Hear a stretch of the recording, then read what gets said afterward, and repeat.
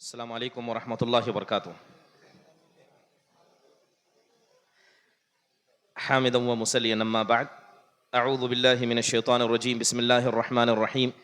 يقول الله سبحانه وتعالى فأما الذين في قلوبهم زيغ فيتبعون ما تشابه منهم ابتغاء الفتنة وابتغاء تأويله.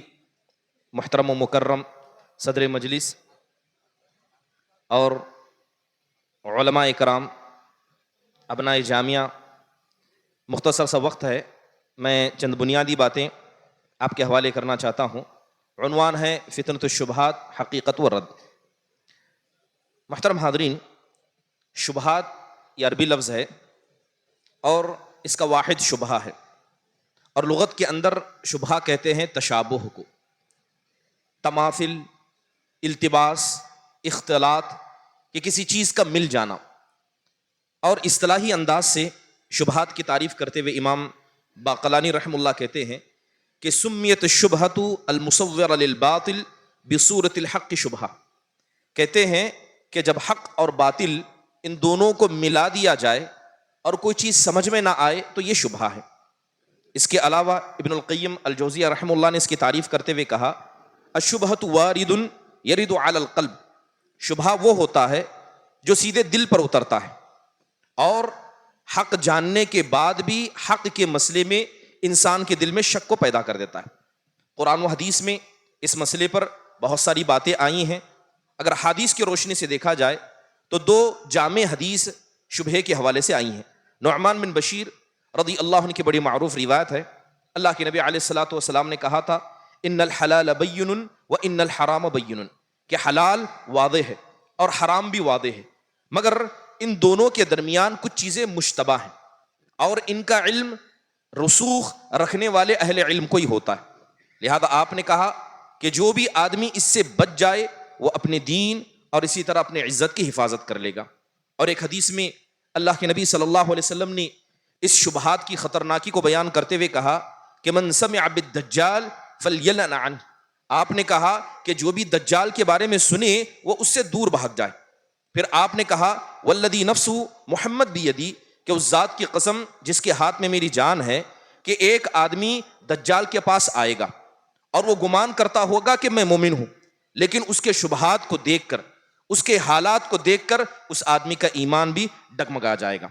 محترم حاضرین، آخرکار یہ شبہات اہل ایمان کے پاس آتے کیوں ہیں؟ کچھ بنیادی اسباب علماء اکرام نے ذکر کیے ہیں. سب سے پہلا سبب ہے الجہل العام والخاص، کہ انسان کے پاس یا تو عمومی طور پر علمی نہ ہو یا خصوصی مسئلے کی حقیقت نہ پتہ ہو. اسی لیے کہا جاتا ہے قلت العلم اور قلت البصیرہ یہ شبہات کا مورد ہے. اس کے علاوہ شبہات کی ایک دوسری وجہ القراءۃ العشوائیہ، جو سامنے آئے جیسا ملے اسے پڑھنا، جو یوٹیوب پر نظر آئے اسے سننا، یہ شبہات کی ایک اہم وجہ ہے. انسان جب پڑھنے کی کوشش کرے تو مصادر کی طرف رجوع کرے، اہم چیزوں کی طرف مطالعہ کرے. اس کے علاوہ شبہات کی ایک بڑی وجہ ہے کہ انسان کے پاس جو بھی معلومات آئیں انسان اسے فلٹر نہ کرے، ان معلومات کی تدقیق نہ کرے، لہذا اسے قبول کر لے. ایک بھی وجہ ہے. اور ایک بڑی وجہ انسان خود شبہات کی طرف جائے، شبہات اس کے پاس نہ آئیں، انسان خود جائے. اور ایک بڑی وجہ ہے کہ انسان کے نفس کی عاطفیت، انسان کے جذبات، بسا اوقات یہ جذبات ہر شبہے کو قبول کرنے کی وجہ بن جاتے. محترم حاضرین، یہ شبہات اور اس سے بچنا اتنا ضروری ہے کہ وہ ائمہ جنہیں ہم ائمۃ السلف کہتے ہیں کہ ان کے یہاں بھی اس شبہات کا ڈر پایا جاتا تھا. حافظ امام ذہبی رحمہ اللہ نے اپنی کتاب سیر اعلام نبلاء کے اندر لکھا ہے کہ اکثر ائمۃ السلف علی التحذیر، وہ کہتے ہیں کہ میں نے اکثر ائمہ کو، امام ذہبی اپنے اساتذہ کے بارے میں کہتے ہیں کہ میں نے اکثر ائمہ کو دیکھا ہے کہ وہ اس شبہات سے ڈرایا کرتے تھے اور کہتے تھے کہ ان القلوب ضعیفہ، کہ دل کمزور ہے لیکن شبہہ طاقتور ہے. لہذا اس شبہے کو اگر کوئی کمزور سمجھتا ہے اور اس کا دل بھی کمزور ہے تو وہ دل کو کیا ہے برباد کر کے رکھ دیتا ہے. اس کی ایک بنیادی مثال ایسے سمجھی جا سکتی ہے کہ ایک چھوٹا سا پانی کا ٹینک ہے اور ایک آدمی اس میں ڈوب جائے تو لوگ کہتے ہیں کہ اتنے سے چھوٹے پانی میں وہ ڈوبا کیسے؟ سوال یہ نہیں کہ پانی کم تھا یا زیادہ تھا، سوال یہ ہے کہ اس کو تیرنا نہیں آتا تھا. سوال یہ ہے کہ انسان کے پاس علم نہیں ہے، بصیرت نہیں ہے، چاہے شبہ چھوٹا ہو یا بڑا ہو، وہ شبہ اس آدمی کو لپک لیتا ہے اور اس آدمی کی طرح اسے پانی میں ڈبا کر رکھ دیتا ہے۔ محترم حاضرین، ابن قیم رحمہ اللہ علیہ اپنی ذات کے بارے میں کہتے ہیں کہ کنت اقرا فی کتب القوم، کہ میرا معاملہ ایسا تھا کہ میں صوفیوں کی کتابوں کو پڑھا کرتا تھا، اور اکثر جب ان کی کتابوں کو پڑھا کرتا تو کچھ جملے مجھے کھٹکتے تھے، لہذا میں اپنے استاد کے پاس جاتا، اس کے حوالے سے بات کرتا، اور علامہ ابن تیمیہ رحمہ اللہ علیہ اس کا ازالہ کیا کرتے۔ لیکن یہ آنا جانا جب زیادہ ہو گیا تو علامہ ابن تیمیہ نے اپنے شاگرد کو ڈانٹا اور کہا، یہ بڑی مشہور نصیحت انہوں نے اپنے شاگرد کو کرتے ہوئے کہی تھی، لا تجعل قلبک للایرادات والشبہات مثل الاسفنج، کہا کہ تم اپنے دل کو اسپنج کے جیسا مت بناؤ کہ جو بھی چیز اس میں آئے تم اسے دل میں سنبھالو، کہا کہ اپنے دل کو اس سخت شیشے کی طرح بناؤ جو ظاہر سے نظر آتا ہے کہ کیا ہے مگر وہ چیز اسے اندر آنے نہیں دیتی ہے۔ محترم حاضرین، اسی لیے دیکھیں کہ شیخ الاسلام ابن تیمیہ رحمہ اللہ علیہ اپنے اساتذہ کے بارے میں یا اس زمانے کے موجود بڑے معروف علماء جیسے کہ مالک فقہ مالفی کے بڑے معروف عالم ابو بکر ابن العربی رحمہ اللہ کے بارے میں ابن تیمیہ رحمہ اللہ کہتے ہیں کہ شیخنا ابو حامد دخل فی بطون الفلاسفہ، کہتے ہیں کہ ابو حامد ابو بکر ابن العربی رحمہ اللہ کو میں نے دیکھا کہ وہ اس فلاسفہ کے درمیان داخل ہوئے، ثم اراد ان یخرج فما قدر، کہتے ہیں کہ جب داخل ہوئے شبہات کے رد کے حوالے سے اس سے نکلنا تو چاہے مگر وہ بھی نکل نہیں پائے، بلکہ لوگ اس زمانے میں کہا کرتے تھے ابو حامد امرضہ الشفا، کہتے ہیں کہ ابو حامد کو الشفا نے بیمار کر دیا۔ یہ کتاب الشفا جو ابن سینا کی تھی یہ اس کو پڑھا کرتے تھے، لہذا کتاب الشفا کو پڑھا کہ وہ عقیدے میں خود بیمار ہو گئے۔ محترم حاضرین، آج دور حاضر میں بے شمار شبہات ہیں جنہیں گننا ان کا رد کرنا ناممکن ہے، اس لیے عرب کے یہاں ایک جملہ بڑا مشہور ہے کہ لا تعطینی کل یوم السمک ولکن علمنی کیف اصطاد، تم مجھے روزانہ ایک مچھلی مت دو لیکن مجھے سکھاؤ کہ مچھلی کا شکار کیسے کیا جاتا ہے۔ لہذا اسی کی بنیاد پر کچھ بنیادی خطوات کہ اگر کسی آدمی کے پاس کوئی شبہ آئے اور اس کا رد کرنا چاہتا ہے تو رد کرنے کا ایک منہج جو سلف صالحین نے بتایا وہ ہے کیا۔ اسی لیے دیکھیں کہ جب بھی بات قواعد کی جاتی ہے، جب بھی بات کلیات کی جاتی ہے، اصول کی جاتی ہے، یہ ہماری خاصیت ہے، منہج سلف کی خاصیت ہے کہ ہم جزئیات سے پہلے کلیات پر گفتگو کرتے ہیں، اصول و قواعد پر بات کرتے ہیں، اور دور حاضر کے اندر یہی ایک بڑا مسئلہ ہے کہ جب لوگوں نے کلیات کو چھوڑ کر جزئیات پر غور کر دیا اور کلیات سے وہ واقف نہیں تھے تو وہ شبہات کی دین بن گئے۔ اسی لیے علامہ ابن تیمیہ رحمہ اللہ علیہ اپنی کتاب کے اندر کہتے ہیں کہ لا بد ان یکون مع الانسان اصول کلیہ ترد الیہ الجزئیات، کہتے ہیں کہ ہر انسان کے پاس ایسے کلیات، ایسے قواعد و اصول ہونے چاہیے جن اصول کی بنیاد پر وہ جزئیات کو ان کے حوالے کر سکیں۔ اگر کوئی آدمی اس میں ناکامیاب ہوتا ہے تو ہوتا یہ ہے کہ وہ جزئیات پر بات تو کرے گا مگر کلیات نہ ہونے کی وجہ سے وہ جھوٹ بولے گا، وہ کیا کرے گا اس کے اندر گڑبڑ کرے گا، اور جزئیات پر صرف بات کرنا یہ جہالت سے کافی نہیں ہے۔ محترم حاضرین، اگر کسی شبہے کا رد کرنا کیسے ہے یا شبہات کا رد کیسے کیا جاتا ہے سیکھنا ہے تو چند بنیادی قواعد آپ کے پیش نظر ہیں۔ سب سے پہلا قاعدہ کہ شبہ جسے ہم کہتے ہیں شبہ، یہ اس وقت ہوتا ہے جب کوئی بات آپ تک پہنچے اور آپ اس پر ایمان رکھتے ہو۔ شبہات کے رد میں یہ پہلی کیا ہے اصول و قاعدہ ہوگا کہ ہم اسے ہی شبہ کہیں گے جس پر ہم ایمان رکھتے ہیں اور کوئی آدمی اس کے حوالے سے سوال کرے۔ اگر کسی چیز پر ہمارا ایمان ہے ہی نہیں اور کوئی آدمی اسے سوال بنا کر پیش کرتا ہے تو ہم اسے شبہ نہیں بس ایک ادعا کہیں گے، ایک کیا ہے اس کی زبان کی جمع خرچ کریں گے۔ مثال کے طور پر کچھ لوگوں نے اسلام پر الزام لگاتے ہوئے کہا کہ اسلام وثنیت کی دعوت دیتا ہے، اسلام کعبۃ اللہ کے طواف کو جائز قرار دیتا ہے، لہذا کعبۃ اللہ در و دیوار ہے، پتھر ہے، لہذا مسلمان بھی بت پرست ہے۔ سب سے پہلے کیا یہ شبہ ہے یا ایک جھوٹا الزام ہے؟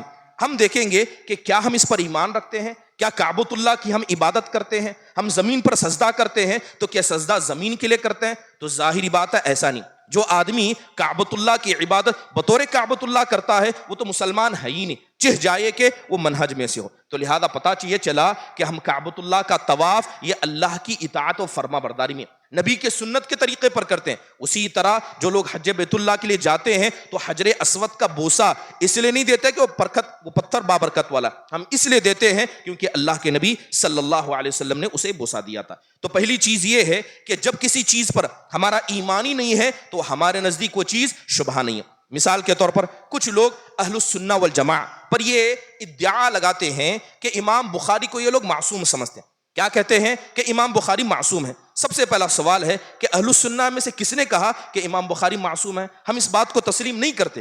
ہم کہتے ہیں کہ ان کی کتاب صحیح ہے, بلکہ اصح الکتاب بعد کتاب اللہ ہے, لیکن اس کا مطلب یہ نہیں ہے کہ ہم امام بخاری رحمہ اللہ کو معصوم کہتے ہیں. تو لہذا یہ شبہ نہیں ہوا, ایک جھوٹا الزام ہوا. بعض لوگ اہل السنہ والجماعہ کو نواسب کہتے ہیں کہ آپ اہل بیت سے نفرت کرتے ہیں. محترم حاضرین, کیا ہم اہل بیت سے نفرت کرتے ہیں؟ کیا ہم نواسب ہیں؟ لہذا جب ہم اس بات پر ایمان ہی نہیں رکھتے تو اسے شبہ نہیں کہا جائے گا, اسے ایک جھوٹا دعویٰ کیا جائے گا. اس لیے عربی کے اندر کہا جاتا ہے احذر رجل القش, کہ آپ نے دیکھا ہوگا کہ باغات کے اندر, خاص کر کھیتوں کے اندر ایک جھوٹا سا پتلا لٹکایا جاتا ہے جسے انسان کے جسم کا لباس پہنا جاتا ہے. جب پرندے ان دانوں کو چگنے آتے ہیں تو اس کو انسان سمجھ کر دور بھاگ جاتے ہیں. محترم حاضرین, یہی اصل بات ہے.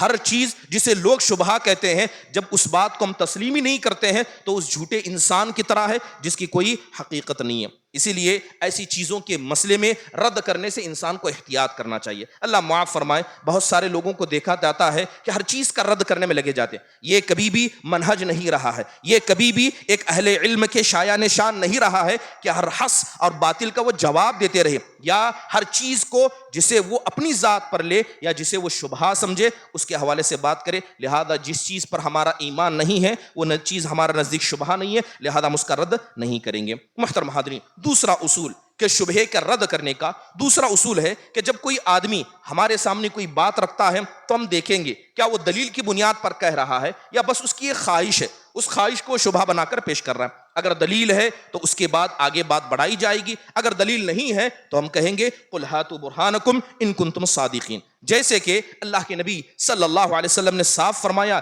لو یعطى الناس بدعواہم لادعى ناس دماء رجال واموالہم, اگر لوگوں کے دعووں پر ہم عمل کرنے لگ جائیں تو لوگ انسانوں کی خون اور سارے لوگوں کے مال کا لوگ دعویٰ کریں گے. لہذا ہر دعویٰ اس لائق نہیں رہتا کہ اس کے حوالے سے بات کی جائے. مثال کے طور پر ایک آدمی آتا ہے, اور یہ حقیقت میں سوال اٹھایا جاتا ہے, کتابوں کے اندر موجود ہے. ایک آدمی آتا ہے اور کہتا ہے کہ میں حدیث رسول پر ایمان نہیں رکھتا کیونکہ اس کو گزرے 14 صدیاں ہو چکی ہیں, نہ میں نے ان کو دیکھا ہے, لہذا میں کیسے اس کی تاکید کروں گا کہ یہ حدیثیں صحیح ہیں. ہم کہیں گے تمہارے پاس کوئی دلیل ہے؟ اگر کوئی دلیل نہیں ہے تو ایک جھوٹا دعویٰ ہے, اس کا رد کرنے کی بھی بالکل ضرورت نہیں ہے. محترم حاضرین, چلیے ایک آدمی ایک شبہ لے کر آتا ہے, اس پر ہم ایمان بھی رکھتے ہیں, اس کے پاس دلیل بھی ہے. اب اس دلیل کے ساتھ کیسے تعامل کیا جائے گا اس کے حوالے سے علماء نے ایک منہج بتایا. سب سے پہلے جب بھی کوئی آدمی دلیل دیتا ہے تو ہم دیکھیں گے کہ اس کی دلیل صحیح ہے یا نہیں, اس کی دلیل صحیح ہے کہ نہیں. مثال کے طور پر ایک آدمی, یہ بھی ایک سوال ہے, شبہ ہے, ایک آدمی نے کہا کہ میں حدیث رسول پر ایمان نہیں رکھتا. پوچھا گیا کیوں؟ کہتے ہیں کہ حدیث رسول یہ نبی صلی اللہ علیہ وسلم کی شان میں گستاخی کرتے ہیں. کیا اس کی بات ہے کہ حدیث رسول یہ بذات خود نبی کریم صلی اللہ علیہ وسلم کی شان کو بگاڑ کر پیش کرتے ہیں؟ کہا کہ دلیل دیجئے. تو وہ کہتا ہے کہ کیا حدیثوں کے اندر موجود نہیں ہے کہ جب وحی کا فترہ اللہ کے نبی پر لمبا ہو گیا تھا تو آپ علیہ الصلاۃ والسلام نے یہ ارادہ کیا کہ آپ اپنے آپ کو پہاڑوں سے گرا دیں. کہا یہ بات صحیح ہے. کہا کہ صحیح ہے. دلیل تو کہاں سے بیان کیا؟ تو اس نے امام بخاری کا حوالہ دیا, کہا کہ یہ چیز بخاری کے اندر موجود ہے. محترم حاضرین, اب ہم دیکھیں گے کہ جب اس نے دلیل دی ہے یہ دلیل صحیح ہے یا غلط ہے. اب دیکھیں گے جیسے امام بخاری نے حضرت عائشہ رضی اللہ عنہا سے اس حدیث کو نقل کیا ہے تو امام بخاری نے اس روایت کو نقل کرتے کرتے امام ابن شہاب الزہری کا ذکر کیا, اور امام ابن شہاب الزہری کہتے ہیں بلغنا ان رسول اللہ صلی اللہ علیہ وسلم قال کذا وکذا. ابن شہاب الزہری کہتے ہیں کہ اللہ کے رسول, ہم تک یہ بات پہنچی ہے کہ اللہ کے نبی نے ایسا ایسا کہا ہے. ابن شہاب الزہری یہ صحابہ میں سے نہیں ہے, یہ صغار تابعین میں سے. تو ہم کہیں گے کہ تم نے جو صحیح بخاری کا حوالہ دیا یہ دلیل تو صحیح ہے مگر یہ حدیث رسول نہیں ہے. ایک قول ہے، بلکہ ایک ایسا قول ہے جس کے بارے میں علماء نے کہا ہے کہ یہ مرسل ہے، یہ معضل ہے، منقطع السند ہے. لہذا ہم کہیں گے ثبت عرشک ثم نقش، پہلے اپنا عرش ثابت کرو پھر اس پر نقش نگاری کرنا، پہلے دلیل صحیح بتانا پھر اس پر اپنے احکام کو تم لاگو رکھنا. محترم حاضرین، چلیے مان لیجئے کہ اس نے دلیل دے دی اور اس کی دلیل بھی صحیح ہے، پھر ہم دیکھیں گے کہ اس نے دلیل سے جو فہم لیا ہے وہ فہم سلف صالحین کے فہم سے ملتا ہے کہ نہیں ملتا ہے. جیسے مثال کے طور پر آج بہت سارے لوگوں کو یہ کہتے ہوئے دیکھا جاتا ہے، لوگ کہتے ہیں لکم دینکم ولی دین، لکم دینکم ولی دین. اللہ نے قرآن میں کہا ہے کہ تمہارے لیے تمہارا دین ہے، ہمارے لیے ہمارا دین ہے. لہذا اس بنیاد پر کہتے ہیں کہ جو آدمی ہمارے دین کو نہیں مانتا، کسی بھی دین کو مانتا ہے، اسے کافر کیوں کہا جائے گا؟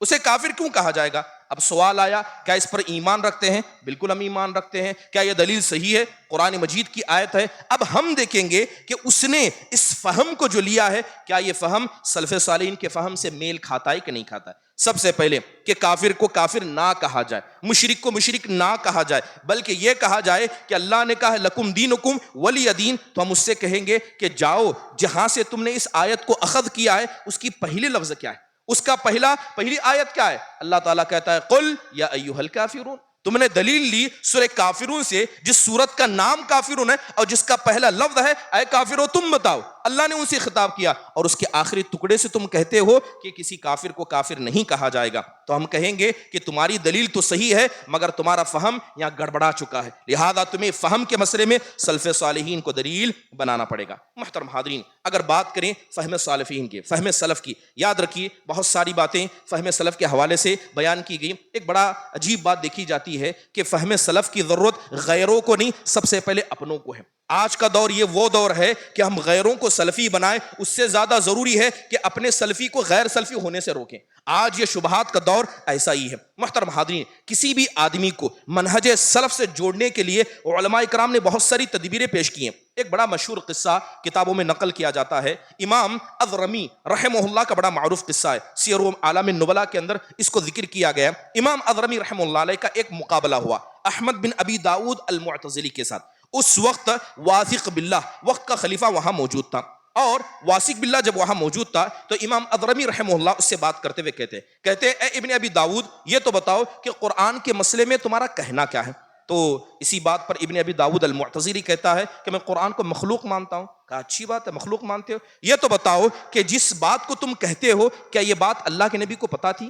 کیا یہ بات حضرت ابو بکر و عمر کو پتا تھی؟ کیا انہیں اس کا علم تھا؟ اب وہ کہتا ہے کہ نہیں، ان کو اس بات کا علم نہیں تھا. تو فوراً امام اضرمی رحمہ اللہ نے کہتے ہیں سبحان اللہ لم یعلمہ النبی صلی اللہ علیہ وسلم علمتہ انت. کتنی عجیب بات ہے کہ یہ بات اللہ کے نبی کو نہیں پتا تھی لیکن تم کو پتا ہوگی. فوراً شرمندہ ہو گیا. پھر سوال پوچھا، چلو سوال کو دہراتا ہوں، یہ بتاؤ جو خلق قرآن کی تم بات کہتے ہو کیا یہ بات اللہ کے نبی کو خلفاء راشدین کو پتا تھی؟ تو اس نے کہا کہ ہاں پتا تھی. کہا جب ان کو پتا تھی کیا انہوں نے اس کی دعوت دی ہے؟ اب وہ خاموش ہو گیا. تو کہنے لگے کہ افلا وسعک ما وسعہم، اگر یہ بات وہ جانتے بھی تھے اور جس چیز کی طرف انہوں نے دعوت بھی نہیں دی، جہاں وہ خاموش ہو گئے، کیا وہاں تمہارا خاموش ہونا ان کی سنت کی اتباع نہیں ہوگا؟ محترم حاضرین، ایک بہترین قصہ ہے کسی بھی آدمی کو فہم سلف کے ساتھ دبا کر رکھنے کا. یہ بات دیکھیں کہ آج ایک بڑا مسئلہ یہ ہے کہ خود ہمارے کتنے ایسے لوگ ہیں جو دلیلوں کی اتباع کرتے، کہتے ہیں کہ آدمی بات کرتا ہے قرآن سے، بات کرتا صحیح حدیث سے، لہذا ہم اس کی بات کو کیوں نہ سنیں. بات یہ نہیں ہے کہ بات کوئی قرآن و حدیث کی کر رہا ہے. اگر ویسی بات کی جائے، جائیے ما قبل فرقوں کو دیکھیے. سب سے پہلے خوارج کا فرقہ آیا، کیا انہوں نے قرآن کو چھوڑا؟ ان الحکم الا للہ، انہوں نے قرآن سے دلیل لی اور اسی دلیل کی بنیاد پر انہوں نے صحابہ کو محکمین کو کیا ہے کافر قرار دیا، ان کے قتل کے پیاسے ہو گئے، جبکہ وہاں پر صحابہ موجود تھے. حضرت ابن عباس کہہ رہے تھے ان الحکم الا للہ کا مطلب یہ ہے کہ فیصلہ اللہ کا ہوگا. اور کیا اللہ تعالیٰ نے اس بات کی اجازت نہیں دی کہ شوہر بیوی میں لڑائی ہو جائے، تم خطرہ محسوس کرنے لگو تو فبعثوا حکما من اہلہ، تو اللہ تعالیٰ نے کہا کہ دو حکم کو بھیجا جائے. یہاں بھی وہی بات ہے، مگر خوارج نے ان کے فہم کو نہیں لیا. قرآن کو لیا, حدیث کو لیا, فہم کو چھوڑا, تو اس امت کے کیا ہے, سب سے پہلا ایسا فرقہ بن گیا جس کے بارے میں اللہ کے نبی نے کہا کلاب اہل النار. محترم حاضرین, اس ملک ہندوستان کے اندر بھی ایک فرقہ وجود میں آیا, ایک نیا دین آیا جسے قادیانی دین کہا جاتا ہے. انہوں نے بھی قرآن و حدیث کو نہیں چھوڑا. یہ بھی کہا کرتے تھے کہ اللہ کے نبی صلی اللہ علیہ وسلم خاتم النبیین ہے, لیکن خاتم النبیین کا مطلب وہ نہیں ہے جو آپ سمجھتے. خاتم کا مطلب ہوتا ہے سب سے بہتر, سب سے اولا. اس بات کو مسلمان بھی مانتے ہیں کہ آپ سے بہتر و اولا کوئی نہیں تھا, لیکن اس کا مطلب یہ نہیں کہ آپ آخری نبی ہیں. لہذا ہم ان سے کہیں گے کہ تم نے دلیل تو صحیح دی مگر فہم سلف کو آپ نے نہیں اپنایا. اسی وجہ آپ دیکھیں کہ جب بھی نئے فرقے آتے ہیں ان کے مقابلے میں دوسرے فرقے آتے ہیں. خوارج نکلے, ان کے مقابلے میں شیعہ نکلے. شیعہ نکلے, ان کے مقابلے میں نواسب نکلے. خوارج کے مقابلے میں مرجیہ آئے, قدریہ آئے, ان کے مقابلے میں جبریہ آئے. محترم حاضرین, آج یہ وہی دور ہے جہاں لوگوں نے قرآن و حدیث کا سہارا لیا مگر فہم سلف کو چھوڑ دیا. بات کریں بڑے معروف کیا ہے ایک سکالر کی جو دنیا میں بڑے مشہور ہیں, ڈاکٹر اسرار احمد کی. اللہ نور السماوات والارض, اللہ تو آسمان و زمین کا نور ہے. هو الاول والآخر والظاہر والباطن. قرآن کی دلیلوں کو لو کر عقید وحدت الوجود کو ثابت کرتے ہیں. کتنے ایسے ہیں جو ان کی باتوں پر آ جاتے ہیں, کہتے ہیں دلیل تو قرآن سے دے رہے ہیں. یاد رکھیے ایک شبہہ ہے, انہوں نے فہم سلف کو چھوڑا. کوئی آدمی جو عقید وحدت الوجود پر ایمان رکھتا ہے اسے پتا ہونا چاہیے کہ یہ عقیدہ یہ سیدھے توحید ربوبیت پر ضرب لگاتا ہے. اگر کوئی آدمی علم ہونے کے بعد اس عقیدے کو مانتا ہے تو وہ آدمی فرعون کے ساتھ ہوگا جس نے سب سے پہلے توحید ربوبیت کا انکار کیا تھا, یا اس کے ساتھ ہوگا. اور لوگ آج ان کو فالو کرتے ہیں. چاہے انجینئر علی مرزا کی بات کی جائے یا حافظ محمد زبیر کی بات کی جائے جو پڑوسی ملک سے تعلق رکھتے ہیں, یہ قرآن و حدیث ہی سے بات کرتے ہیں, لیکن جب بات فہم کی آئے تو یہ کیا ہے, جماعت اسلامی خوارج کی فکر کو اپناتے ہیں. کیا جائیے آپ ان کے بیانات, میں تو کہوں گا کہ ان کے بیانات کو کم علم انسان کو سننا بھی نہیں چاہیے. جب شیخ الاسلام ابن تیمیہ جیسے اساتذہ اپنے بڑے اساتذہ کے بارے میں کہتے تھے کہ ان کو بیمار کتاب الشفا نے کیا, ہماری آپ کی کیا وقاعت ہوگی کہ ایسے شبہات کو اپنے طرف آنے دیں یا آپ ان کی طرف جائیں. محترم حاضرین, ان لوگوں کو دیکھا گیا کہ بہت سارے نوجوان, اور اللہ معاف فرمائے ہمارے میں سے علماء کے کچھ طبقے ان کو فالو کرتے, کہتے ہیں کہ قرآن و حدیث سے تو بات کرتے. یہی وہ لوگ ہیں جو ڈاکٹر اسرار احمد کی بات کو, مودودی کو یہ اپنا سرپرست مانتے, ان کی فکر کو لوگوں میں پھیلاتے ہیں. لہذا یہ گمراہی سے بڑھ کر کچھ نہیں ہے. آپ اگر دیکھیں تفسیر کو پڑھیں, کن کی, مودودی کی تفسیر کو پڑھیں. انہوں نے قرآن کو کیا ہے سیاست کا معرکہ بنا دیا. قرآن کی تفسیر تو کی مگر اپنی منمانی تفسیر ہے, اس کا سلف سے کوئی تعلق نہیں. ایک چھوٹی سی مثال بتا کر آپ کو آگے بڑھوں گا کہ کوئی بھی آدمی جو سلف کو چھوڑے گا, ظاہر قرآن ظاہر حدیث کو لے گا, وہ گمراہ ہو کر رہے گا. قرآن کی ایک آیت ہے, اللہ تعالیٰ فرماتے ہیں وَإِن مِّن قَرْيَةٍ إِلَّا نَحْنُ مُهْلِكُوهَا قَبْلَ يَوْمِ الْقِيَامَةِ. اللہ تعالیٰ کہتے ہیں کہ جب بھی کسی قریے کو ہم قیامت سے پہلے ہلاک کرنا چاہتے ہیں, بنیادی بات ایک ہوتا ہے قریہ, ایک ہوتا اہل قریہ. قریہ مطلب گاؤں, اس میں در و دیوار وہاں کے معالمات ہیں. ایک ہوتا اہل قریہ یعنی گاؤں والے, دو الگ الگ چیزیں. قرآن میں اللہ نے کہا وَإِن مِّن قَرْيَةٍ إِلَّا نَحْنُ مُهْلِكُوهَا کہ جب ہم کسی قریے کو ہلاک کرنا چاہتے ہیں. مفسرین اس کی تفسیر میں کہتے ہیں یہاں قریہ سے مراد اہل قریہ. قرآن میں قریہ کہا گیا لیکن مفسرین نے مراد اہل قریہ لیا. دوسری دلیل قرآن میں اللہ تعالیٰ کہتا ہے اِنَّا مُهْلِكُ أَهْلَ هَذِهِ الْقَرْيَةِ کہ ہم ان قریہ والوں کو ہلاک کرنے والے. قریہ صدوم کے بارے میں بات کی گئی, یہاں اہل قریہ کا لفظ آیا مگر مفسرین کہتے ہیں کہ اہل قریہ سے مراد یہاں قریہ, اہل قریہ سے مراد قریہ. اللہ نے قوم صدوم کو, لوط کی بستی کو اٹھایا جس میں لوگ بھی تھے, انہیں پلٹ دیا گیا. اگر کوئی آدمی صرف ظاہری قرآن کو پڑھے گا گمراہی اس کا مقدر بن جائے گی. اتنا ضروری ہے فہم سلف. محترم حاضرین, اگر مان لیجئے کوئی آدمی فہم کے مسئلے میں بھی صحیح ہے اور وہ دلیل پیش کرتا ہے, فہم کے مسئلے میں صحیح ہے, وہ دلیل پیش کرتا ہے, تو ہم اس پر غور کریں گے, اس پر غور کریں گے کہ وہ دلیلوں کے ساتھ کیسا تعامل کر رہا ہے. ہر باب میں بہت ساری دلیلیں ہوتی ہیں. اگر کوئی آدمی دلیلوں کے بڑے باب میں صرف ایک دلیل کو اٹھاتا ہے اور اپنی خواہش کے اعتبار سے اس کو بیان کرتا ہے اور باقی دلیلوں کو چھوڑ دیتا ہے, تو یہ کام کیا ہے اہل اہوا کرتے ہیں. انجینئر علی مرزا کی بات کی جائے, اس نے اسی منہج کو اپنایا.